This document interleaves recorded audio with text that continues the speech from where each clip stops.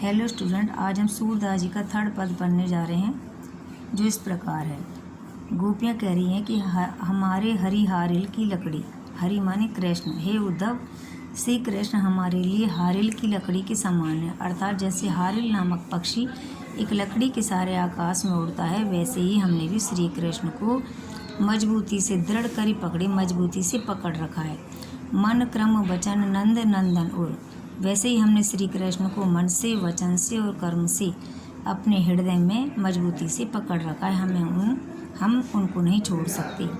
जागत सोवत स्वप्न दिवस निसी, जागते हुए, सोते हुए और स्वप्न में भी, दिन और रात में भी कान कान जकरी, कृष्ण कृष्ण की रट लगाए रहते हैं। जकरी का मतलब रट लगाए रहते हैं।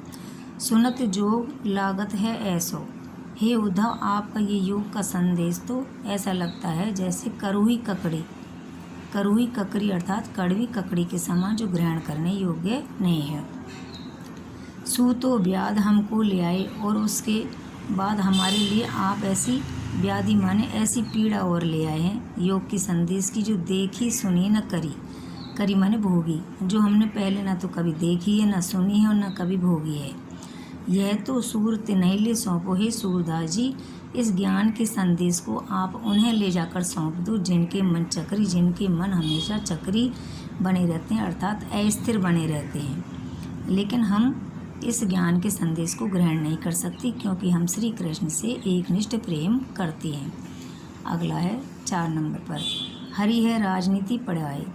गोपी अपनी सखी से कह रही है कि हे सखी, हरि माने श्री कृष्ण, ऐसा लगता है कि श्री कृष्ण ने राजनीति की शिक्षा प्राप्त कर लिया, अर्थात राजनीति में पारंगत हो गए हैं। समझी बात कहत मधुकर के समाचार सब पाए।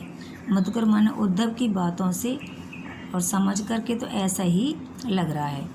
एक अति चतुर होते पहले ही अब गुरु ग्रंथ पढ़ाए।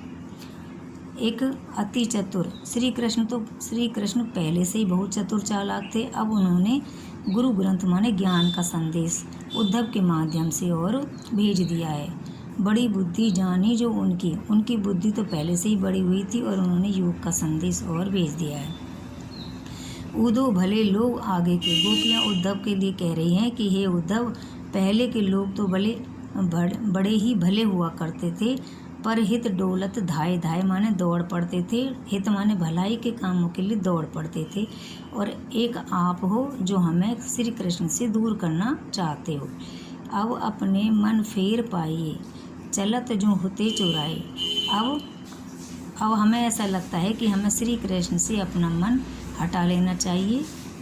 चलत जो होते चुराए, जब वो जाते समय हमारे मन को चुरा कर ले गए थे, लेकिन अब हम चाहते हैं कि हमें अपना मन उनसे हटा लेना चाहिए। ते क्यों अनीति करे आपन, और आप हमारे साथ ऐसा अन्याय क्यों कर रहे हो। जे और अनीति छुड़ाए, श्री कृष्ण एक तो हमें छोड़कर चले गए, और दूसरे आप ज्ञान का संदेश देकर हमारे साथ अन्याय कर रहे हैं। राज धर्म तो यह सूर जो प्रजा न जाए सताए। इसलिए सूरदास के माध्यम से गोपियाँ कह रही हैं कि एक राजा का धर्म तो, सच्चा राजा का धर्म तो यही होता है कि वह अपनी प्रजा को नहीं सताए, अर्थात उसका ध्यान रखे। इसलिए हमारे साथ श्री कृष्ण को ऐसा नहीं करना चाहिए। Thank you. आज इतने।